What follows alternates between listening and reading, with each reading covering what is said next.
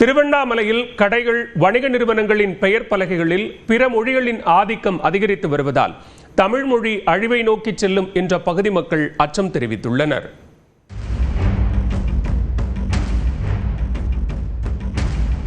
பெயர் பலகையில் பிற மொழிகள் இடம்பெற்றிருப்பதை பார்த்து வேறு மாநிலம் என நினைத்துவிட வேண்டாம்.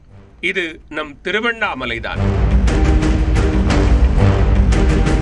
உலக புகழ்பெற்ற அண்ணாமலையார் கோவிலுக்கு கிரிவலம் சமயம் மட்டுமின்றி நாள்தோறும் பக்தர்களின் கூட்டம் அலைமோதுகிறது. குறிப்பாக வெளிமாநிலம் மற்றும் வெளிநாடுகளில் இருந்தும் ஏராளமான பக்தர்கள் திருவண்ணாமலைக்கு வருகின்றனர். வெளிமாநிலத்தவர்கள் அதிக அளவில் வருவதால் உள்ளூர் மக்களின் வியாபாரம் அதிகரித்துள்ளது. அதே சமயம் தமிழ் மொழிக்கு ஆபத்து நேர்வதாகவும் குற்றச்சாட்டு எழுந்துள்ளது.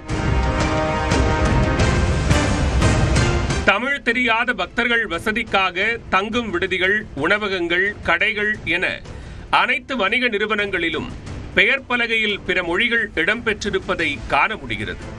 குறிப்பாக தெலுங்கு, கன்னடம் உள்ளிட்ட மொழிகள் அதிக அளவில் இடம்பெற்றுள்ளன. இது நாளடைவில் தமிழ் மொழியின்றி பெயர் பலகை வைக்கும் நிலைக்கு தள்ளப்படுமோ என்ற அச்சத்தை ஏற்படுத்தியுள்ளதாக உள்ளூர் வாசிகள் தெரிவித்துள்ளனர். நம்ம அண்ணாமலையார் தரிசிக்க குறிப்பாக அண்டை மாநிலம் வர பக்தர்கள் நாளுக்கு நாள் அதிகரித்து வருகிறது. இதனால என்ன ஆகுதுன்னா, நம்மளோட உள்ளூர் வியாபாரிகள் நம்மளோட தமிழ் பெயர் பலகையை மறந்துட்டு மற்ற மொழிகள் பெயர் பலகை பெரிதாக அவங்களோட வசதிக்காக மாற்றி வச்சிருக்காங்க. இந்த நிலை தொடரக்கூடாது, மாறணும். வெளிமாநிலத்தவர்களை ஈர்க்க அவர்கள் மொழியை பெயர் பலகையில் வைத்திருப்பது வியாபார யுக்தியாக இருந்தாலும் தமிழ் மொழியில் சமரசம் செய்வதை எவ்விதத்திலும் ஏற்க முடியாது என்பதே அவர்களின் கருத்தாகும்.